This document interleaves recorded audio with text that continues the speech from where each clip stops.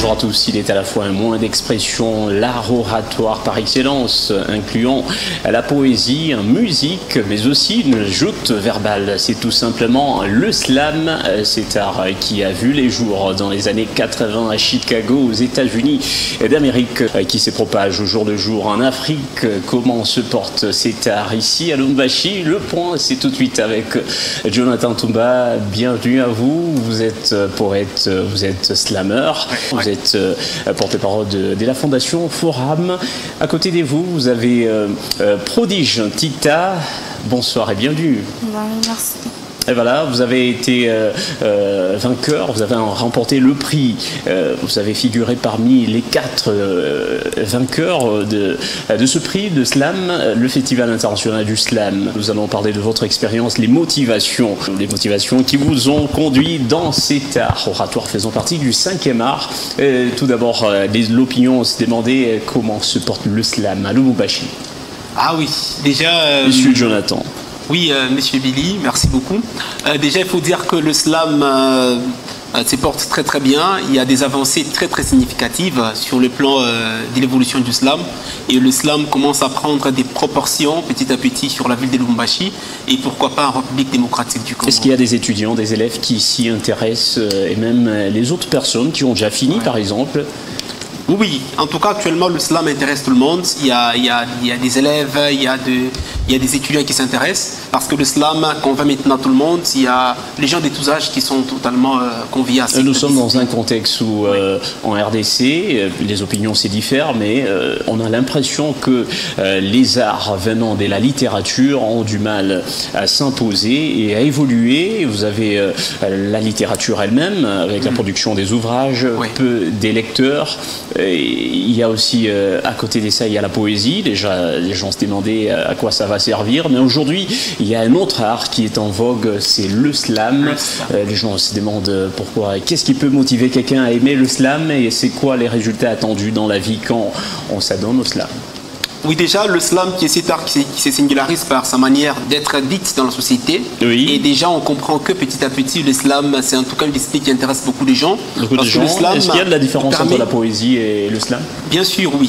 Mais beaucoup plus la poésie, totalement, elle est fine, elle est trop petite. Déjà qu'en slam, nous avons les bases de la poésie. Vous comprenez? Parce qu'aujourd'hui, le slam, qui est cet art qui conjugue le verbe parler et le verbe écouter. Donc, ça veut dire, nous, les slammers, nous parlons. Et par après, il y a le public qui écoute, qui entend nos textes. Qui doit être exactement. Oui. Donc, ça marche de pair. La parole, et puis il y a ceux qui reçoivent. Et petit à petit, nous nous rendons compte que le slam prend beaucoup de l'ampleur ici. Et s'il faut peut-être parler de la petite différence entre le slam et la poésie, c'est que le slam, c'est, premièrement, comme je l'ai dit, c'est une nouvelle forme d'art oratoire. Oui. Donc c'est la poésie qui évolue. Si la poésie autrefois était muette, aujourd'hui le slam prête sa voix à la poésie pour que la poésie soit portée. Donc nous portons notre voix à la poésie. Et pourquoi c'est toujours accompagné de la musique, une sorte des sourdines? Oui, pas vraiment en tout cas. Déjà à la base, le slam était une discipline qui se faisait a cappella parce que le rythme vient avec la voix. Okay. C'est ça même ce qui fait sa différence avec le rap. Vous comprenez? Parce qu'aujourd'hui, les rappeurs, eux, sont censés respecter le kick, le beat. Mais par contre, nous, les slammers, nous avons notre voix comme instrumentale. Voilà pourquoi on appelle ça la poésie scandée. Quand je parle, le rythme vient dans ma manière de faire les choses. Donc c'est même ça la beauté du slam. Et je me rends compte que c'est même ce qui fait que les gens puissent aimer le slam, parce que cette particularité est un peu beaucoup aimée par le public. Et voilà, à côté de vous, il y a Prodige, l'une de vainqueurs, parce qu'ils sont à 3, il y a eu aussi 4. Des hommes, à 4 justement. 4, ouais. Alors elle a occupé une certaine place dans cette compétition. Voilà, ce qui nous intéresse ici, c'est de savoir, d'abord c'est la 40e participation dans un tel concours. En tout cas, moi, c'est ma première participation. Première participation. Avant de participer, est-ce que vous pratiquiez le slam avant, en famille, à des occasions des fêtes, par exemple? Oui, bien sûr. À n'importe quelle occasion, on peut venir me dire, Prodige, peux-tu faire un slam sur ça, et je m'exerçais comme ça. Qui t'a inspiré? On va dire que la personne qui m'a inspirée, c'est ma sœur. Ok. Elle est slameuse aussi, comme vous? Oui, elle était slameuse, elle est slameuse aussi. Elle fut slameuse. Elle m'a toujours aidée, elle m'a toujours dit, t'as ce don et continue à t'exercer. Et bien sûr, je l'ai écoutée et voilà. Et comment est-ce que vous comptez vous arrêter à cette première expérience? Non, je ne pense pas m'arrêter. Parce que je suis encore au début, je pense encore évoluer et arriver à un certain niveau où je serai capable de dire que je suis arrivée. Voilà, quel est le slam qui vous fait rêver vous-même avant de nous faire rêver, nous? Oui, cherchons une sorte d'achapelle, un acapella. Ok. Je vais faire sur le Congo. Okay. La République démocratique du Congo, le cœur de l'Afrique, terre précieuse et emblématique, son sous-sol, source de richesses authentiques et magiques, et ses valeurs que nous chante le plus beau des cantiques. Notre milieu devenu non paisible, tous les peuples qui font la guerre, on ne voit que de pleurs. Le peuple congolais qui réclame la construction du terre d'épée, créant un lieu avec celles et ceux qui chérissent la RDC. Ensemble, main dans la main, nous bâtirons un pays plus beau qu'avant. Ah, qu'est-ce que c'est beau, qu'est-ce que c'est rythmé, et puis ça nous emporte, c'est très bien rythmé. Et ici, c'est quoi le secret? Il faut appuyer. D'abord, le timing, c'est combien? 3 minutes pour le slam? Oui. Non, c'était à l'époque où il fallait aller jusqu'à 3 minutes 12 secondes ou 10 secondes, mais actuellement, le slam peut aller jusqu'à 8 minutes, 10 minutes, 20 minutes, ça dépend. Donc il n'y a pas en tout cas un timing bien limité pour le slam. C'est une discipline comme la musique, comme le rap, comme tant d'autres. Donc ça dépend de là où l'inspiration finit et ça dépend des bordures qu'on trace à notre texte, quoi. Ok, dans son acapella, une question me vient à l'esprit. Nous avons vu la langue utilisée ici, c'est le français, et ça nous a emporté, c'était bien. Mes félicitations d'abord pour ce prix et même pour ce slam. Est-ce qu'il y a lieu de slammer dans une autre langue? C'est possible? Oui. Par exemple, ici en RDC, nous avons les 4 langues nationales. Oui. On peut slammer en lingala, on peut slammer en swahili. Bien sûr. Dans le collectif que je gère, il y a le slameur qui slame en Chiluba, en swahili. Et d'ailleurs, lors du festival, il y a certains qui ont fait des textes en swahili. Le vocabulaire est toujours riche. Oui, exactement. Nous avons que la langue française. Nous avons un vocabulaire totalement riche. Il appartient à nous de mettre ça en pratique. Il y a des mots que nous rencontrons dans la rue qui font la beauté de notre texte à nous.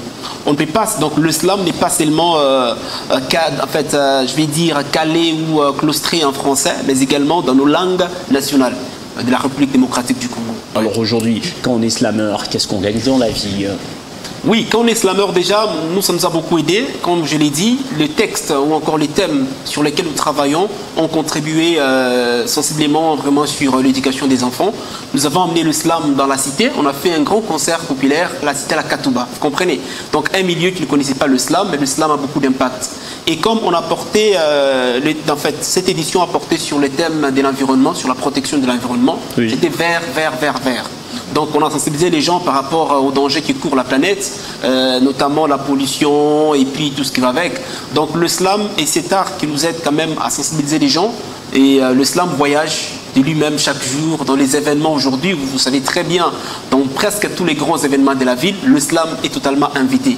Et pour moi, en tant que l'un des pionniers, c'est totalement, je suis content pour ça, pour cette avancée très très significative.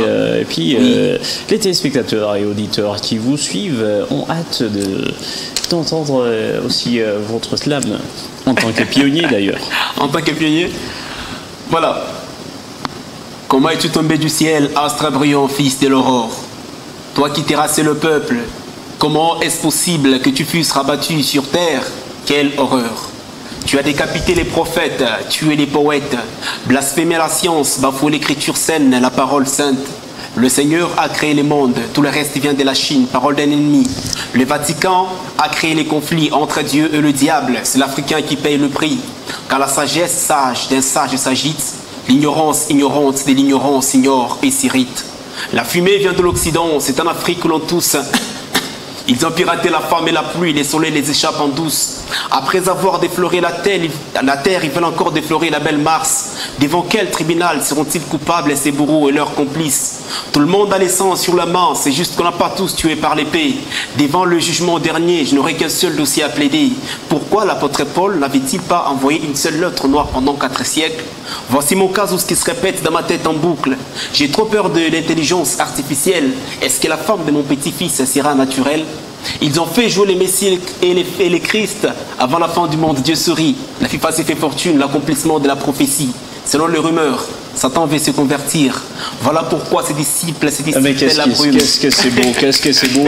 Il y a les téléspectateurs, une opinion. Il y a une question qu'on vient de m'envoyer. Est-ce que c'est pas vous qui fournissiez le texte aux rappeurs? En tout cas, je préfère être peut-être mitigé par rapport à ça. Et même le rythme. Ouais, le rythme, voilà, le rythme, c'est nous-mêmes. Est-ce que vous travaillez en collaboration avec des rappeurs? Bien sûr, nous travaillons en collaboration avec des rappeurs. Et d'ailleurs, j'ai donné récemment à la télé dans une université de la place où il y avait les rappeurs, les chanteurs et les slameurs. Donc, eux tous profitent. Nous avons comme base commune l'écriture. Comment vous entrevoyez l'avenir du slam aujourd'hui, vous en tant que pionnier? Est-ce que ça a de l'avenir à Lubumbashi? Oui, en tout cas, le slam a de l'avenir. Je suis totalement très content. Quels sont les défis et c'est à quel niveau Il y a toujours le blocage. Par exemple, quand vous partez, vous voyez, le slam aujourd'hui, j'ai créé les concepts slam à l'école. Et peut-être les défis que nous rencontrons, c'est par rapport aussi à l'accompagnement. Nous avons certainement besoin de l'accompagnement du gouvernement et peut-être des autorités de la place et tant d'autres.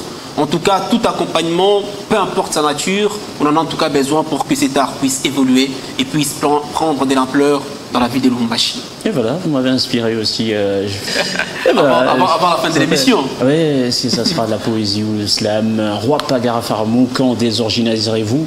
Je me désorginaliserai quand le plus original des originaux s'est désorginalisé. Or, Roi Pagara Faramou ne s'est désorginaliserait jamais. Voilà, c'était juste... Ça ressemble à...